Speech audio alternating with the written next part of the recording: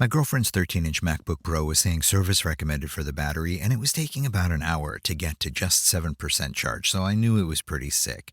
So I picked up this replacement laptop battery kit and decided to go ahead and install it myself and see what the results were. Comes with all the screwdrivers and accessories that you'll need to open up the case, pop it off the back because it's actually fits into little sockets in there. It's a little bit different than any MacBook Pro I've opened before.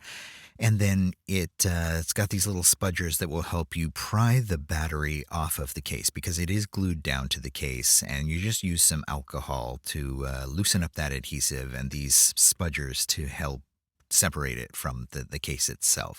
It's pretty simple. It sounds more difficult than it actually is. Okay, we use the included screwdrivers to pop the back off, use the little cards to help pop it up there as well, and then I'm using a little magnetic mat to keep track of all the little screws.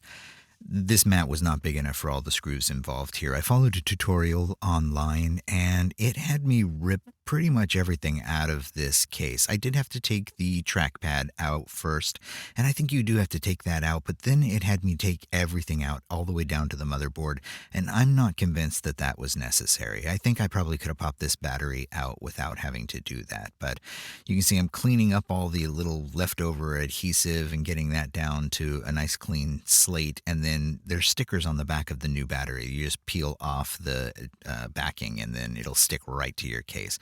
Slamming everything back together, and then success, it's back to 100% capacity. It's been about a month and we have no complaints. The laptop is back to the same capacity it had when it was new out of the box with no problems at all. We'd highly recommend it.